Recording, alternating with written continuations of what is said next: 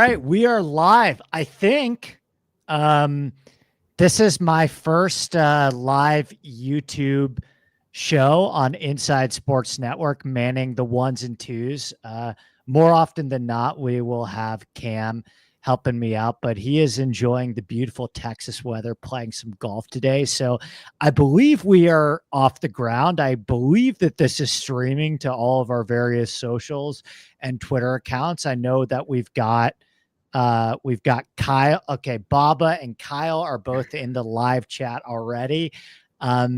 Dude, I'm so pumped, man. But I should probably introduce my co-host for these Monday streams, Mr. Ryan Baroff. How are we doing today, my friend? I'm good, Andy. Thanks for having me on. And yeah, looks like we are rocking and rolling on all accounts. We're rocking and rolling. So we're recording this Monday, December 30th. This is the first golf tournament of 2025 of the PGA Tour season. How are you feeling heading into 2025? We've had a lot of team meetings. We've been in touch pretty much every single day of the week over the past couple of months, getting this new endeavor off the ground. But how are you feeling heading into 2025? It feels good. Been a quieter NFL season for me, both in terms of volume and profits, and wins for my Browns also. Yeah, feeling good about golf. Still a lot of unknowns, but it can't be worse than last year in terms of just the golf ecosystem landscape. I think overall morale towards the PGA Tour was at a low last year. So excited to see where it goes, and excited about TGL, which I think it starts next week, right? Yeah, TGL starts next week.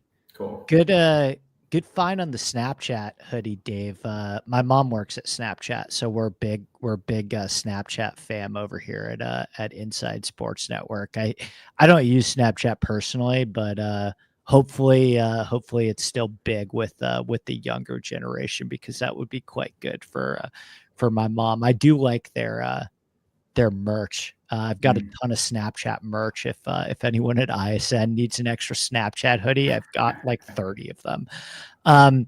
Okay, so Ryan, a little quick, brief nuts and bolts at the top to get going before we dive into the DFS slate. This Monday show, what you can expect from us every single week. I've done this in the past. I've done like a Monday DFS preview, at previous employers, but the goal of this show, we're going to make it a little bit different. I have a little bit of a different spin on it. It's supposed to be heavily interactive, right? All of my other pods that I do, this Sunday pod and the Monday pod, I just recorded an awesome Monday pod that I can't wait for everyone to check out with Joseph Omania. That'll be out in a couple hours. But the goal here is to be super interactive and give like a first look at our thoughts on the DFS slate, give a first look into ownership, our projections on ownership. This will be one of two live DFS shows at ISN. This one will be free, although I've been talking to a bunch of our insiders and playing around with the idea of not making it free, but it's going to be free for the time being. And then Wednesday night will be the subscribers only Ball Knower show with myself, Kyle, and Kobe, which will give kind of our final thoughts once the ownership has settled. So this one is a great opportunity to give a first look into the slate. Like I mentioned, some predictions about ownership. We'll answer as many questions as possible. So if you have any questions, just throw them in the chat, and I'm going to do my best to get to every single one of them. We will talk about bets as well. So if you want to throw in some betting questions as well, Ryan and I have both made our full cards for the Sentry already. But the goal is to make this as both interactive and as informative as possible in terms of giving an early look into the DFS slate. So I guess we'll start off, Ryan, by, your thoughts on the golf course. I've already spent a fair amount of time breaking down the golf course in both my Sunday podcast and in my course preview article at ISN. Steve and Capper also did a phenomenal course preview show on Sunday night, which is also free on the YouTube. By the way, if you guys have the opportunity to subscribe to our YouTube channel, throw this video a like and a comment. That would really mean a lot. One of the things that we're super, super committed to at ISN is we have an insane amount of free content. We have 7 shows a week on our YouTube channel, 6 of them being free. So even if you, don't get me wrong, all of the best stuff is for the insiders.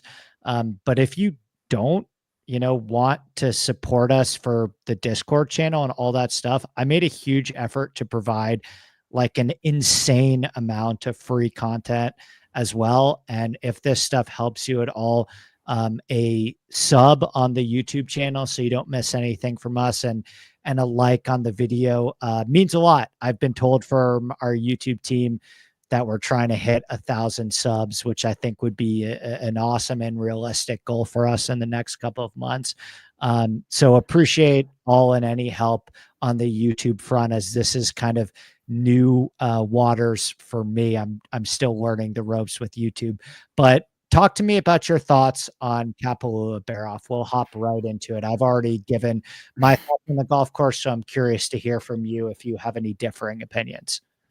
Probably not. I think it's a good place to start the year. I think probably like you, I don't love golf courses where you're, 28, 30 under par. But I think this is one of the exceptions because the golf course certainly does have some character. Par 73. So, you have the par 5s, you have the elevation changes, you have the wind, primetime viewing, right? Pretty good field overall. Not as good as it used to be, but pretty good field overall. I think there's a lot of ways around this golf course as well. The fairways are 1,000 miles wide. So, that makes you lean distance a bit because everyone's going to hit the fairways, but it's also going to keep Eric Cole in bounds. So I think there's a lot of ways to go here. Obviously, you need to make a shit ton of birdies. Putters, I'm sure you mentioned the Augusta comp. Yeah. I use the John Deere comp a little bit, not really in terms of sure course features as much, but you have a lot of overlap on those leaderboards. So yeah, sneaky elevation changes at John Deere as well. Yeah, sneaky elevation changes there. And I think again, like the biggest thing is, how are these guys going to react to a long layoff? You had a bunch of them play in the fall. You had a bunch of them not play in the fall. So I think you always have to wait a little bit as well. So let's dive right into the slate here because we have a lot to get to. The withdrawal of Scotty Scheffler, I think, makes the top of the DFS pricing a lot more intriguing, in my opinion. I mentioned this on the Sunday show, but I was gearing up to fade Scotty Scheffler at this golf course for many of the reasons that you just outlined. Of all the signature events that we are going to see all season, this is the most pure and extreme version of a putting contest, right? So that doesn't necessarily mean that Scotty Scheffler can't win a putting contest. It's not one of those golf courses where he has this inherent giant advantage because of his elite ball striking. Yeah. So I was already gearing up to have my first major stand of the season be going all in on Xander Schauffele instead of Scotty Scheffler.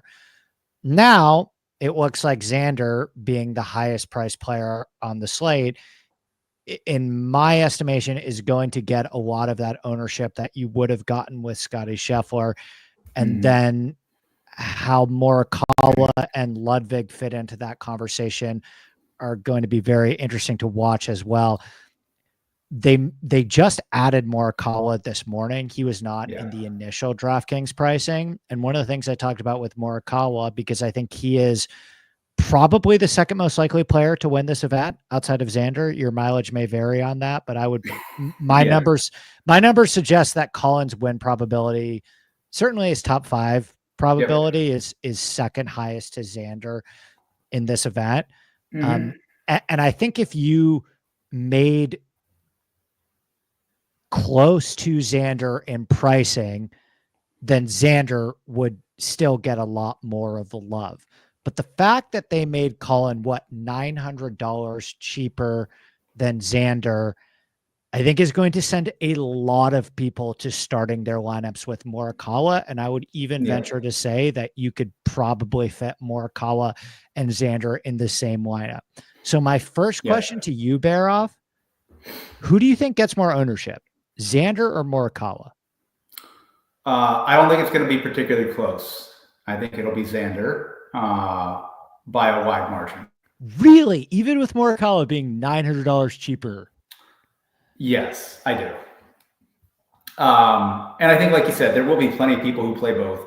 I have Morikawa 4th on my list, kind of neck and neck with Aberg at 3, but I have Justin Thomas at 2, and he's $400 cheaper, and he's won this event twice, and he almost won the Hero. I think he's going to get steamed quite a bit, and it's very I was just sort of messing around, but it's very comfortable to go Xander JT.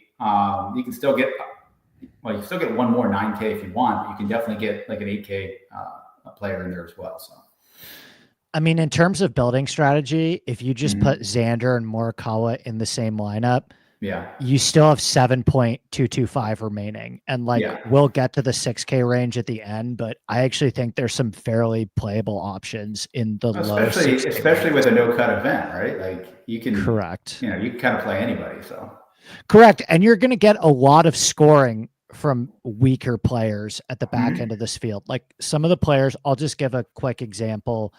I really like Patton Kizzire this week, is like a cheap, low-owned dart throw in terms of a player that can just get scorching hot with the putter and make a ton of birdies. Like being able to fit a Patton Kizzire into your lineup at 6,200, and that's a guy who has the opportunity to go out there on Sunday and shoot 8 under par and go from like T37 to T19. That's going to be hugely, hugely valuable in this field. So are you probably leaning towards, as it stands now, fading Xander and kind of revving up on like a JT Morikawa start? Or do you think optimally for you, you're looking at Xander JT lineups? Probably looking at Xander JT lineups. I started messing around with the Morikawa JT teams, and like you could even get up to Aberg, but if you start with those 3, like I feel like every non-Xander team is going to start with that group, right? Like it's just not a very unique build. And I don't have a lot of interest in like the lower K guys, like the Finau, the Burns, Hovland, etc. So yeah, I'm playing Xander. Probably not going to overthink that one. What's his floor here? 6th, 5th, something like that. It feels like, and has more win equity than everybody. So yes, I'll be playing Xander. So one of the things we're going to try and follow in terms of a loose format of the show is this is something that Kobe and I do when we break down the DFS slate for the majors. And I think people really respond to this and like when we do this in terms of a solid format for a DFS show. So we'll just work our way down the pricing and go through each range and talk about probably some thoughts on ownership, our favorite play in each range, and one key fade to put our balls on the table a little bit. So since there's only 2 players in the 10K range with Xander and Morikawa, we can lump the 9K and the 10K together. But who would you say from 9K up? You may have already talked about him, but who would you say from 9K up is your favorite play? And then one guy above 9K that you're absolutely not playing. Yeah. So, I think, I'm going to play Justin Thomas everywhere. Unfortunately, it does appear he is the number 1 value this week on Data Golf. Did they come out with that already? Just popped up a couple minutes ago. So that's a problem. But yeah, I think for me, obviously Hovland and Finau with the injury stuff, but even if they were healthy, I think Burns is the guy that I just really don't feel it here. It's interesting because there are a lot of Discord members that are pretty high on Burns, including our guy Kyle. Kyle and BK both bet him this morning. Kyle and BK both. He's never. I don't know if he even has like a top 30 here in his 3 attempts. He's a Bermuda putter, obviously. Like he's a good putter, but he's a Bermuda putter. Just doesn't seem like the kind of guy who would grind through an off season. I don't know, if you agree with that. He obviously has a young kid at home. Just doesn't seem like a burn spot. So he's definitely the one guy that I would be out on above 9K this week. I do think from a course fit perspective, there is a lot that Burns does have in his favor. I'm with you. I don't think that I'm going to end up playing Burns this week, but I would say that I understand the argument, and I would even venture to say it's actually a little bit surprising to me based on the upside that he has with the putter, that he hasn't been as good at this golf course. I'm going to go in a different direction in terms of I'll do my favorite play first, and then I'll do my fade. I've talked already about I'm very pro Xander this week, and I probably will be looking at something like 70-80% of my lineups being anchored by Xander as opposed to Colin, because I do think that this player is going to be lower owned, in my opinion, than both Colin and Justin Thomas. Pretty high on Cantlay this week. I'm pretty high on Cantlay heading into 2025. Cantlay's been really good at this golf course. And one of the things I talked about in the preview quite a bit is that of all of the signature events, like this is the one where you really want elite putting upside. Yeah. And Cantlay did not putt his best in 2024. But if you still remember when Cantlay was at the peak of his powers closer to 2023, and he was winning a lot of those FedEx Cup playoff events, contending every year at some of the easier golf courses on the PGA Tour. Like he always plays well at golf courses like the Shriners. Yep. He's had a lot of success, the American Express. I still think that Cantlay's ceiling is one of the 5 to 10 best putters on the PGA Tour. Mm-hmm. So I actually think 9.9 on Cantlay, and I think he possesses a lot of win equity as well. I bet him to win. I'm pretty high on Cantlay this week, and I do think that you could fairly comfortably play Cantlay with Xander. Like if you start Xander Cantlay, that's 7.3 remaining basically. And do you think that's a fair assumption to say that Cantlay will be lower owned than both Morikawa and JT? Because I'm leaning that way. Yes, by far. Yeah. He might even be lower than Ludwig as well. Just depending on if people go with the distance angle. And plus, Cantlay was so bad last year. I mean, the end of his year wasn't as bad, I think, as the middle half, and just didn't play well in majors. He played players, so I think it probably stood out a little bit more. I think people are just tired of him. He doesn't win anything. He's not good at majors. He's been around for a decade and just always kind of been, pretty good, but not great. I think there's some Cantlay fatigue coming in 2025.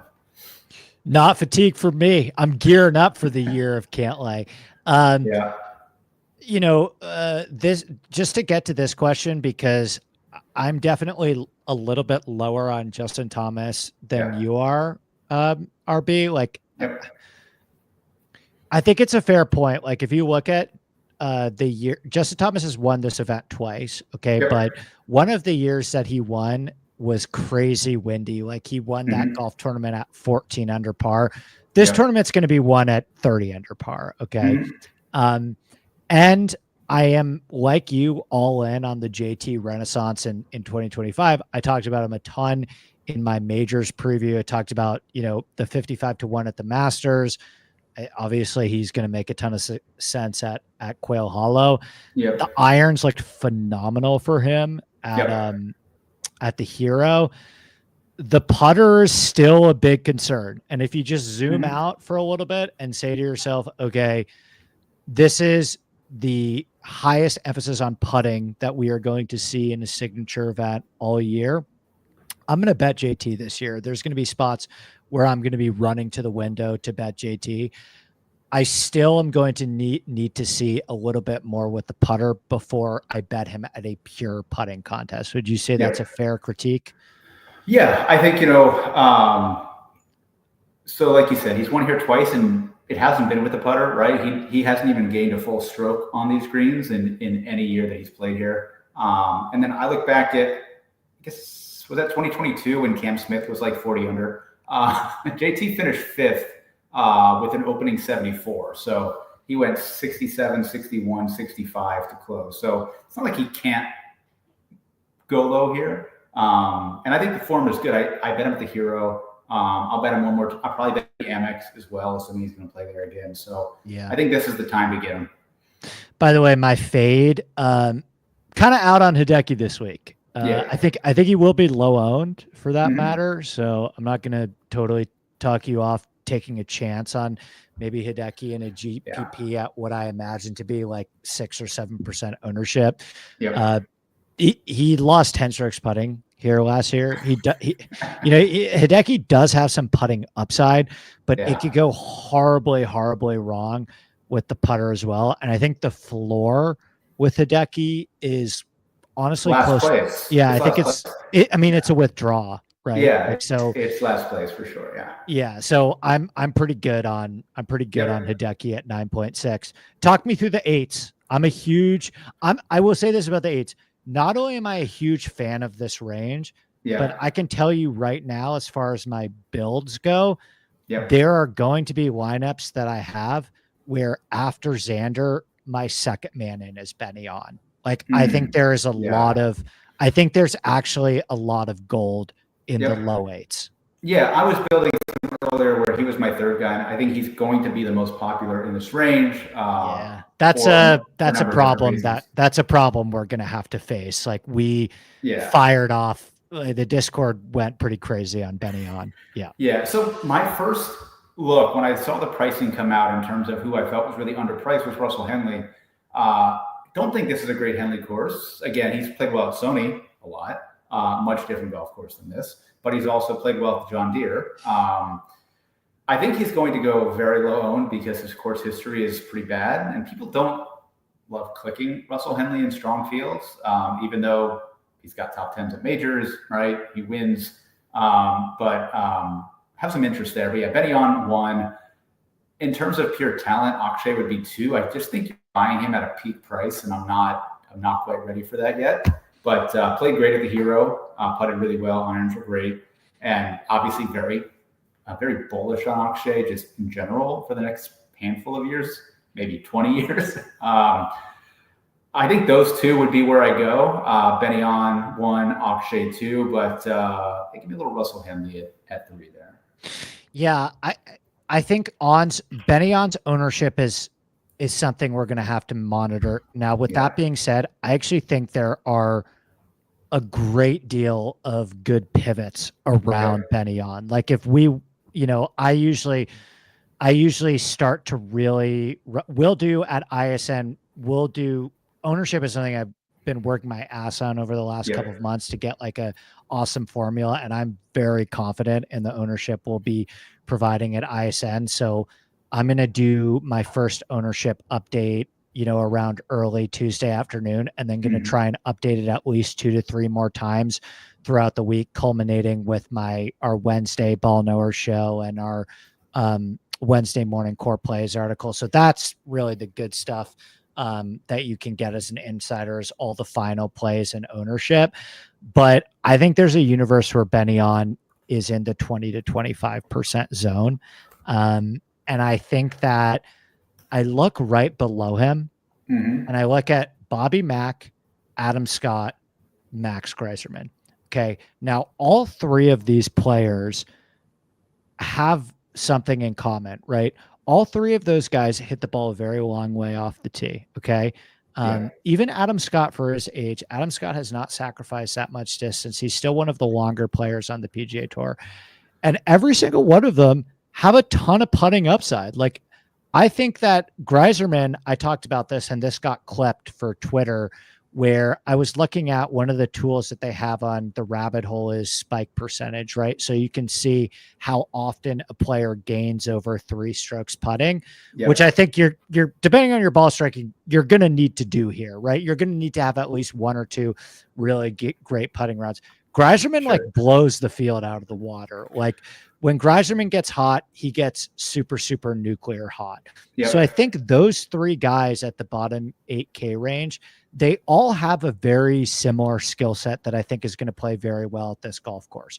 Hit the ball a very long way off the tee, and all of them are excellent putters, including Bobby Mack and Adam Scott, who I think are both very underrated putters. So, like, That bottom 8K range, man, I'm just telling you right now, Xander, Benny On, Robert McIntyre, Adam Scott, Max Greiserman, $6,300 left. Like, and I gave you a banger at 62. Like, that's a really fun, interesting build. Yes, I don't have much to say there other than people tend to overclick Adam Scott just in general. Yeah. He had a really good playoff swing, obviously, at the end of last year, but it was a pretty bad year overall, right? He was very mediocre, got just stupid hot, and it was all short game and putting. Like, yeah, he hit the ball okay. He always drives it pretty well, but like that run from like Travelers through the Tour Championship was all short game, right? He has a very mediocre record here as well. The other concern I have with Adam Scott is just his current place in life. He's a dad. He's got an older family. I believe he moved to Switzerland either during COVID or right after COVID and spends his off seasons there, like skiing. I just don't think he's playing golf right now. Like, he went to Australia and played a couple events and won a pretty good finish, DP World Tour Championship. But I just don't think he's been playing a lot of golf. I think he's been skiing and hanging out with his family in Switzerland. And, if he finishes 25th or 30th this week, I think that feels about right for him. Did you give your fade? No, but I will. I'll just say Adam Scott, just because I think he's going to be one of the higher owned. I don't think Max Greiserman is going to be owned as much as he probably should. I don't think Bobby Mack's going to be owned. I don't think Russell Henley's going to be owned. So, do you think Sahith is going to be owned? Yes, because he's going to be bet, right? And people will click the guys that they bet. But he'll be lower than Benny On and probably higher than Akshay, I would say. Yeah. We didn't talk about him. I actually really like Wyndham Clark at this golf course too. I think he's going to be, I think he'll be super low owned this week relative to the guys around him. He only played here last year. Wasn't great. I think, again, people thought his U.S. Open was a little bit fluky. He didn't really back it up, right, this past year. So, Wyndham Clark's very interesting. Yeah, but he fits the profile of, and you think about the signature event that he won last year. He won a signature event at a golf course where you need to shoot 60, right? Pebble Beach in its current form. It's a different golf course stylistically to Kapalua in terms of the size of the greens, but like it is a put your foot on the gas golf course. And I think that anytime you can get Wyndham Clark on a golf course where you can spray the ball off the tee, bomb away with driver, and have to make a million putts, he's super viable. I actually really like this range. Like I guess my least favorite player in this range is Connors. Yeah. And I don't even think Connors is like a horrendous play. Like I think he's a little bit overpriced. It's just do you want to play Corey Connors in a wide open putting contest that is going to devalue what he is best at, which is, we've seen that show before. Yeah. It is not a fun movie. Yeah. That makes, I'm going to have a lot of builds where, it's probably going to be Benny On, but he's going to be my third guy in because I think there's plenty down below, which we'll get to. Okay, let's do sevens. Mm-hmm. You lead us off here in the sevens, bit bigger of a range. I'm not in love with this range the way that I was with the eights. I'm just going to play the hits here. I heard a little Jake Knapp chatter. I don't hate it. I do. Saying, he can't putt, right? Like it's not. I would not go there. But like they always do, they just have this magnet with Cam Young and Taylor Pendrith. They're just calling my name. Other guys who really can't putt very well, but like I'm just going to play the talent here. But in terms of course fit, the guy that I actually love, who I never ever play, is Jason Day. At 7,600. I just think he plays this course well, has the skill set, he hits it far enough. He can get hot with the irons, one of the best putters in this field. He's pretty much in the top 10 here every single time he played. So he played at the Hero, played terribly, but he played. Went down to Australia and played, right? So he's been playing golf, which I like to see. So he would be probably my favorite in terms of course fit and things like that here. Okay, I'm glad you brought up Day because I'm a fan of his as well. I think the upside with his putter is still there. He played very well at this golf course last year as well, and he's had he's had a fair amount of success starting the PGA Tour season. Like he Sure. generally plays well in January and February at some of these West Coast events. You brought up Pendrith, and I actually, for me personally, I think the gap between Pendrith and Cameron Young is pretty large here, and it's mainly all because of how good of a putter that Taylor Pendrith is. Like, Pendrith was checking a ton of boxes for me this week, and I actually would venture to say he's one of my favorite plays on the entire slate. Like, you know, obviously he won at a fairly wide open, easy birdie fest in TPC Craig Ranch, where the name of the game was drive the ball a mile, hit a couple high leverage long iron shots down the stretch, and make a million putts. I think that formula is going to work quite well at Kapalua. And, you know, if you're noticing a theme here for the guys that I like it's a lot of guys that hit the ball a long way off the tee and are elite putters. I think that's a very proven formula to fall back on here, with the occasional like sprinkling in a super low owned guy that maybe may fit that profile, but is still flying a fair amount under the radar. So I'm with you. I would say Pendrith and Day I like at the top of this range. Don't really like Cameron Young. I don't like Siwoo Kim. No. Kind of net neutral on JT Poston this week. What about the bottom of this range? Do you have anybody in the low 7Ks that you like? Because I have one guy in the low 7s that I really like. Yeah, there's two. I think one's going to be way more popular than the other. Nick Dunlap. I'm going to buy the talent low. He is not going to be at 7,200 in this field next year. Agreed. He is probably not going to be in 7,200 in many events this year. And then the other one is Max Homa, who I expect to be pretty popular. So maybe now he will be popular, because we're agreeing on this one. We've had some dissension at the top of the board, but my two favorite plays in the 7K range, and I'm hesitant to share my excitement on them now if you think they're already going to be popular, but I love the buy low opportunity that we have on Max Homa. I actually think it's like highly likely that within a couple months here, we are again talking about Max Homa as at least a top 20 guy on the PGA Tour. Sure. Yeah, I think so. I've seen enough signs. Obviously, he's played pretty well here over the years. Went down to South Africa a couple of weeks ago, played well, kind of gagged it away on the weekend in an event that he probably should have won. I think he was winning by 5 for a while earlier in the week. So, I think the talent's there.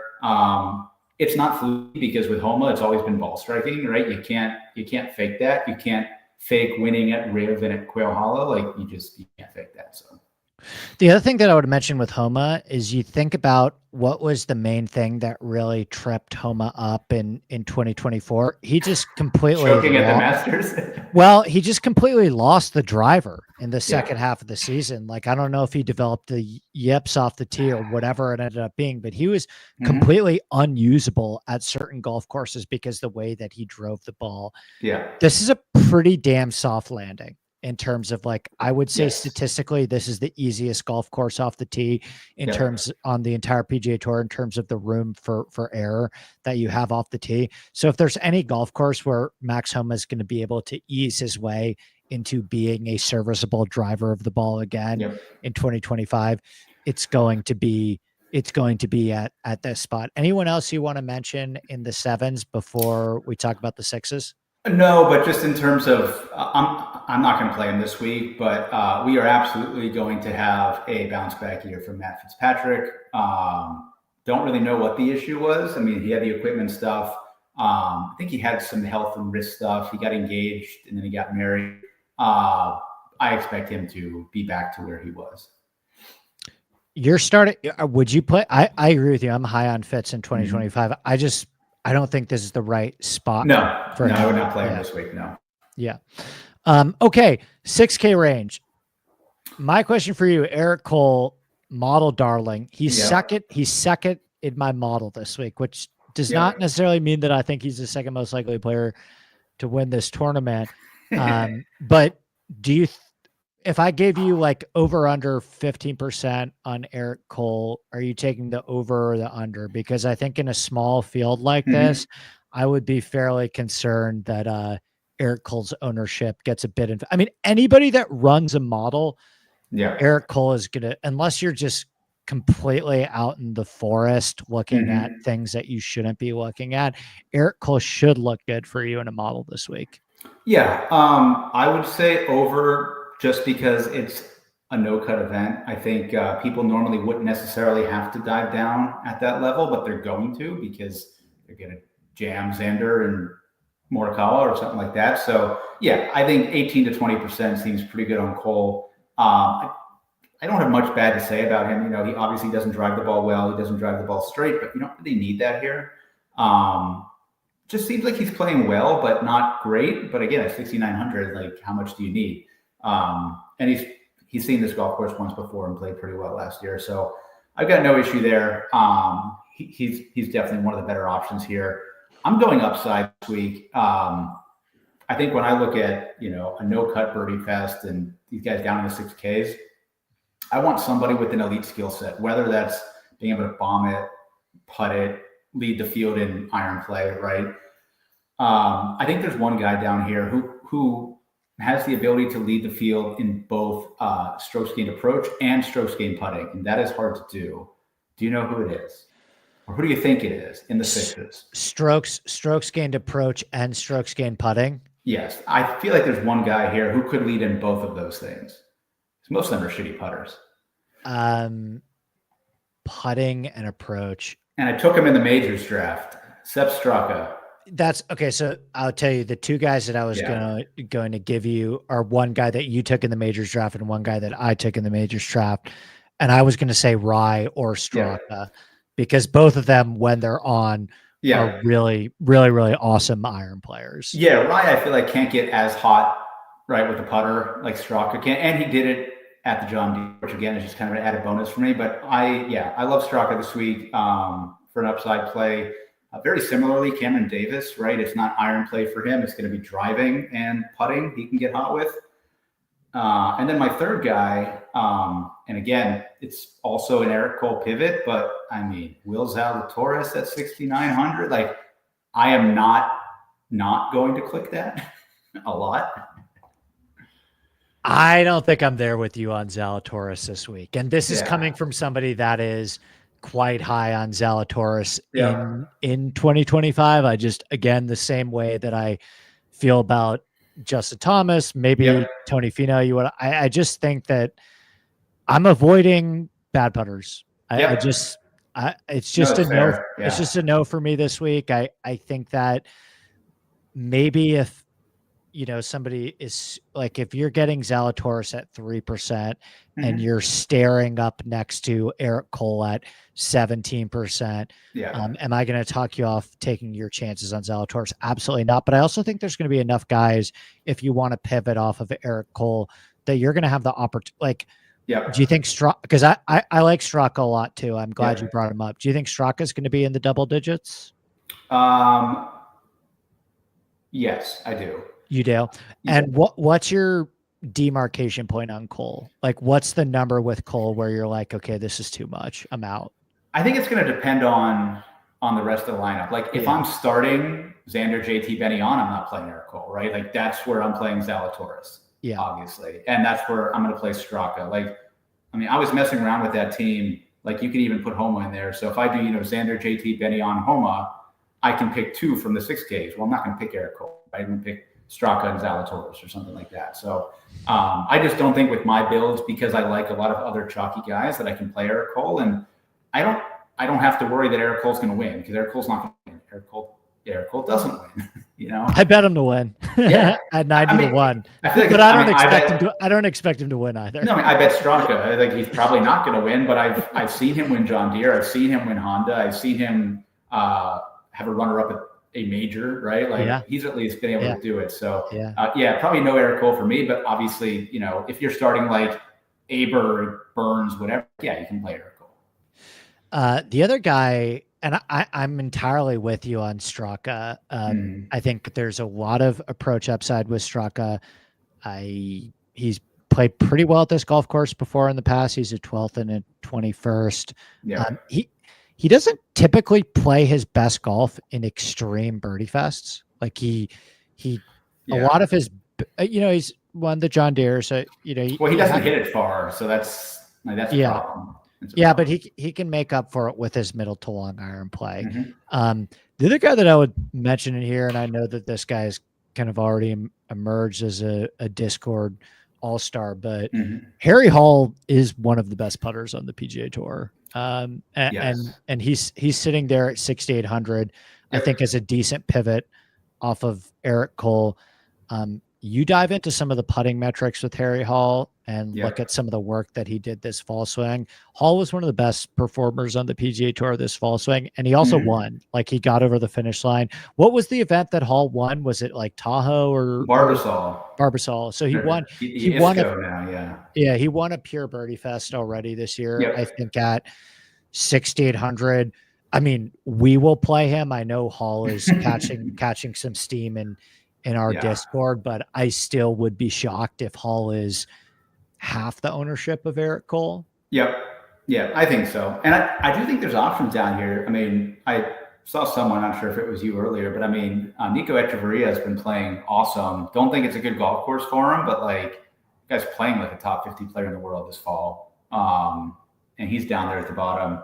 I think Johnny Vegas is a great course fit. You never know what you're going to get with Johnny Vegas, but I like him too. He bombs it. He can get hot with the putter. He can get hot with the irons. Like, it's just, it's a pure upside play. Because I think most of those guys down there just don't have upside. Campos, Malnati, Garnett, even Adam Hadwin. Like, he's probably a better player than these guys, but I just don't see the upside for a guy like Hadwin. I think that if we're totally dumpster diving here and talking about the bottom of this range, I think that Kazire, Cameron Davis is 6,500, right? Yeah. I think Kazire, Cam Davis, and Vegas are all very playable options. Vegas is one of those interesting, anomalous golfers in the sense that he is not a good putter, but he always raises his baseline and plays well on resort courses. And I think taking your chances on, if you're going to take your chances on a not good putter, I would prefer to take my chances on somebody like Johnny Vegas at 6,400 than I would on Tony Finau at 9,000, if that makes sense, right? Like, I think that at 6,400, you guarantee Johnny Vegas 4 rounds. The guy has won quite a bit on resort courses. What about Hoagie? That's the final guy I want to ask you about. Yeah, I mean, he's got one elite skill set, right? The problem and he's actually putted okay here for him, which is interesting. I think he's a better putter than he gets credit for, just because he's so elite with the irons that you just expect that with other parts of his game, which he just doesn't have. I don't mind it. I think, again, I just prefer the upside of a Straka or a Cameron Davis, who's won, multiple times, and I think they've proven they can make more birdies than him. So to wrap us up in terms of going through the slate, one of the things that is a Kyle original at ISN is the gummy play of the week. Yeah. So and I want the folks who are in here live to comment this in the YouTube comment section. Trying to think, what should I give away for having the gummy play that ends up being the highest scoring? Why don't you send a pack of gummies? Pack of gummies. Actually, we actually, where it's legal, I should say. Well, I was gonna say, what one of our business partners could absolutely arrange that. So what we'll do is I will get in touch with you about a care package that may be gummy related. I mean, that would be the most fitting. And if you do not partake in that type of endeavor, then it will be golf course related in terms of like what I will send you. But comment in the comment section of this YouTube channel, your favorite play under 7K, and it cannot be Eric Cole, right? Like, your gummy play cannot be a guy that the field is consensus saying is like, this guy's going to be in double digits ownership. The true definition of a gummy play has to be a guy that you are playing, but you would not responsibly be able to recommend to everyone else. Like you're so high that it sounds like a great idea in your head, but then if it doesn't work out, you are not surprised whatsoever. So comment your favorite gummy play in the comment section. I'll give you mine. I'm going Patton Kizzire for this. What about you? Yeah, I wanted to pick Zalatoris, but he was not deep enough. So I did go with Cameron Davis. Yeah, it's a good one. For the gummy play of the week. Yeah, so comment your gummy play. I guess we'll do the one that finishes the highest, and then we can recap. It'll be a different question every single week in here, so it definitely won't be gummy play every single week in terms of the question, but I think that's a good one to get us going because this is a field. It's a no-cut event, right? So I think if you're able to nail the bottom this week, then you're in a pretty great position. So comment in the YouTube your favorite gummy play of the week, and we will recap this next week. Anything else, RB? On the I'm very happy with how this turned out. By the way, my goal for this show is I want to pack in as much info as possible, talk about as many guys as possible in 45 minutes to under an hour, and answer as many questions. And I'm feeling pretty good about us being able to accomplish that. Yeah, no, I definitely don't need to sit here for an hour and a half, especially in a small field no cut. We'll save that for the Wednesday night show with Kyle. Yes, Kobe and Kyle will talk. Yes, they will talk forever. But no, I'm excited. I always like this event. I always like primetime golf. I can get my kids to sleep and watch some golf. So yeah, looking forward to it. Any final? Yeah, so big ticket. Yeah, my problem. I said this in the chat. Big ticket didn't model well for me, which is a huge bummer. We're talking about Bryce Garnett for anyone that's not up to date with our ridiculous Discord lingo. But I feel like Patton Kizzire, as I said in the Discord, kind of market corrected the big ticket. I don't think did we do a pick to win? I know we made our picks, but who do you have winning, not named Xander? Benny on. All right, good. Benny on. What about you? Are you going JT? Yeah, I did. I'm going to rip him everywhere. I bet him outright. I'll probably do one and done because he's not a guy I'm going to save for a major or anything. Guess I could use him with players, but it's going to be JT week. Do you want to finish up with that really quickly? Because I've actually been alarmed by how many questions I've gotten today on Monday in terms of one and done content. So maybe every week during this show, we could add a little one and done section at the end. I did not realize, obviously we have a staff one and done, and I play in the Mayo one and done every year, but I didn't realize how much people cared about one and done content. So maybe we could do a quick one and done segment at the end. Do you have any general thoughts on one and done strategy or a one and done lean for Sentry? So the only thing that I really do is I just sort of map out my general plan for majors. It's really not hard this year because Scotty's probably going to win the Masters. Rory's probably going to win the PGA. I think you have some pretty obvious. I'm probably going to take a Dusty Euro at Portrush named Tyrrell Hatton. I'm going to sort of plan that piece out. I guess I would say don't be afraid to use your guys early. You don't want to get stuck. Guys might get right. There's going to be guys who get hurt. JT's probably not going to win later in the year. I'm going to take him in this event that he loves where Scotty's not here. It just seems like a good spot for it. It's a signature event. It's a big prize pool. So yeah, don't be afraid to use your guys. Obviously, you want to have a couple guys ready for the majors. But you just never know what's going to happen. Guys are going to get hurt. Guys might go to live. You just don't know what's going to happen. So I think we're safe on the lift stuff, but I agree with your general sentiment. Okay, so here's the best advice that I could give with one and done. And I'm somebody that does not like to map out over the course of the season. I do not think that is half as useful as others do in terms of mapping out who you're going to play over the course of the season. Because as you mentioned, so many things change from week to week, and every single week and month, there's going to be new players that are going to emerge and rise and fall in terms of how we think about them. This is what I would tell you to do, and this is how I go about playing one and done. I look for the guy every single week that is under 30 to 1 that is not going to be as low odds at other tournaments. Okay. Mhm. So if you play in one and done, in my opinion, if you play one and done correctly, you never should have to. I mean, if you want to get weird and you're chasing at the end of the season, you want to do it. But if you play one and done correctly, you should never have to venture above 30 to 1 in the odds board. Okay. And I Correct. am of the mindset in one and done that people try and get too cute with this and they try and say, oh my Yep. gosh, I need to get weird and play this guy at this tournament because I need to save this guy. And then they end up getting Yep. to the end of the season and there are a lot of good players that they didn't end up using. I'm telling you right now, if you play one and done the correct way, you should not have to play somebody above 30 to 1 on the odds board the entire season.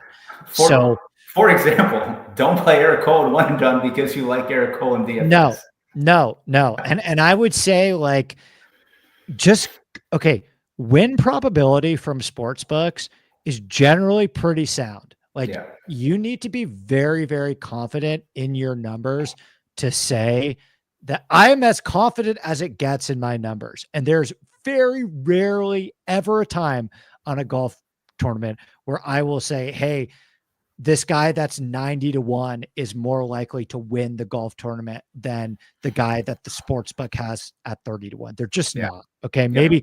Maybe they're more likely to top 10 or whatever, or you're higher on him than his 90 to 1 price on the sports book. But I don't think you need to get cute. And so for me, I'm probably going to play Sung Jae because Mhm. I look at Sung Jae, who's fourth on the odds board. He's 20 to 1. This is a really good golf course fit for Sung Jae. And maybe there's a couple events throughout the course of the season in Florida or maybe a Birdie Fest down the stretch that, yeah, maybe Sung Jae is the tournament favorite and Mhm. everybody plays him this week. But I Yep. don't think anybody's going to play Sung Jae in one and done. No. And he's 20 to 1 for a reason. It's a great course fit. He's one of the best putters in this field. I think that's a pretty sharp one and done play, in Mhm. my opinion, would be Sung Jae. Yeah, no, for sure. I think, like you said, the only event would be Honda, and you can always have Eric Cole there, who will be the second favorite. So, Yeah. Yeah. There you go. So that's it for me. Again, on your way out, if you guys have the opportunity to sub to our YouTube channel, I mean, the real good stuff is in that Discord when you become an insider. So insidesportsnetwork.com. Join us. We would love to have you. It's an incredibly fun hang in there with a ton of great info. Throughout the rest of the week, we will have our insider sheets, my core plays, ownership updates. We'll be answering all the questions in the Discord. We'll have 3 other shows, another one of them behind the paywall, and then again with Twitterless Steve and Capper on Tuesday nights. So thanks for checking this one out. Remember to leave your gummy play in the comment section on your way out, and we'll recap that next week. And we will see you guys next time. Cheers. Thanks, RB. see ya.